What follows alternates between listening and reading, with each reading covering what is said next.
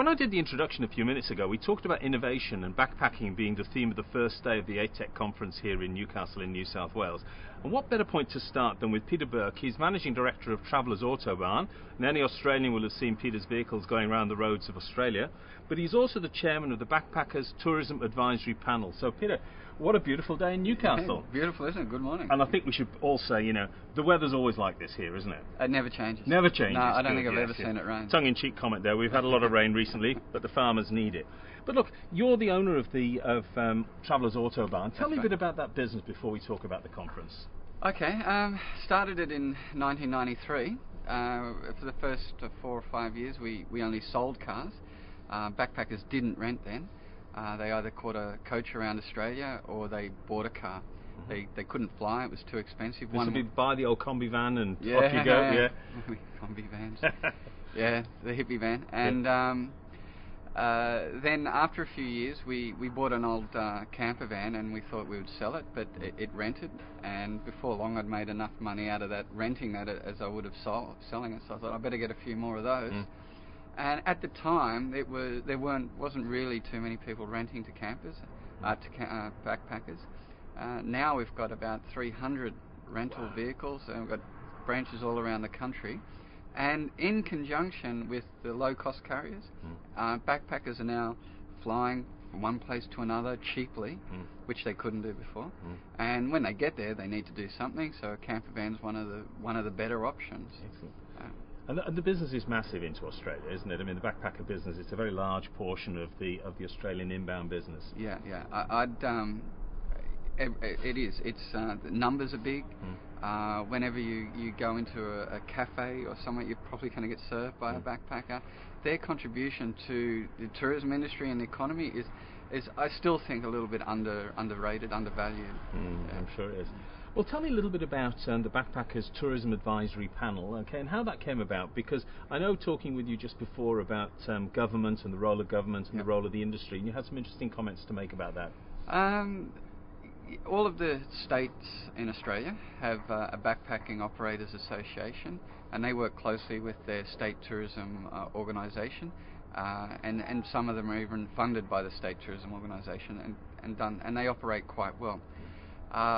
BTAP, the Backpacker Tourism Advisory Panel, is a national body, and it's there to represent the national.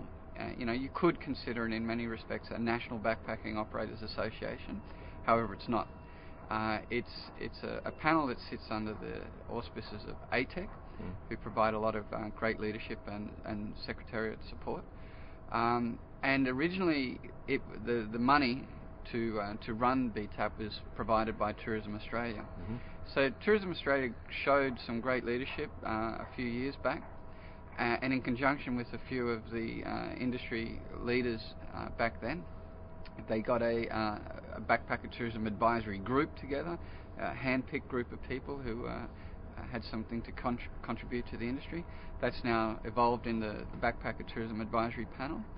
Tourism Australia have done their work. The funding has run out, and now it's time for the panel to source its own funding, write its own agenda, and grow up a little bit. I mean, there's so many people assume though that government's got to invest all the time and sort of support organisations like this. And you're amongst the first I've heard that says, well, look, okay, Tourism Australia's done its time. It's now up to us to get on with it. Is that happening in the industry? I can't say broadly, no. Tourism, for some reason, still looks to the government for a lot of leadership with respect to marketing. I'm not saying I'm not looking to them for funding. That's one of the places we will certainly look, although we'll be responsible for looking for that funding, and we're not saying we don't want anybody's money. But with respect to marketing and driving the agenda, I don't know many industries where you would look to government for leadership in driving your business. Look, absolutely. I think it's down to us as you as commercial operators at the end of the day to drive the success. Are there some states that are more focused and more passionate about it all and work more closely with you guys? Well, yeah, New South Wales and Queensland, they're the biggest states, and Victoria is also very, very forward-thinking. Queensland has traditionally been a state of much enterprise, and they're real go-getters and have a lot of they work most closely with Tourism Queensland. They get the best funding support, and they have a lot of marketing agenda, a stronger marketing agenda. New South Wales is active. Tourism New South Wales. I don't know if I should. Because Sydney is the gateway to Australia. There is one school of thought that you don't need to market Sydney because people are coming through Sydney anyway. Therefore, Tourism New South Wales hasn't really been given the funding support from the state government that it deserves. Yeah. So it's not their fault. It's political leadership. So will you be sort of getting hold of the Minister tomorrow night when he's here and saying, we want more money, Minister Matt Brown? I'll do my best, yeah. Sure. Now, the theme of the conference is innovation, and particularly today backpacking, and as the chairman of the backpacking sort of advisory panel, tourism advisory panel, what do you hope to get out of today, and what do you hope the industry will get out of today? Obviously some takeaway with respect to innovation, and I imagine that they're talking in there now with respect to innovation mainly about web. I think the backpacking industry and travel and the web go hand in are such a perfect fit. Travel and the web are a great fit, but backpacking, travel and the web are they're at the pointy end.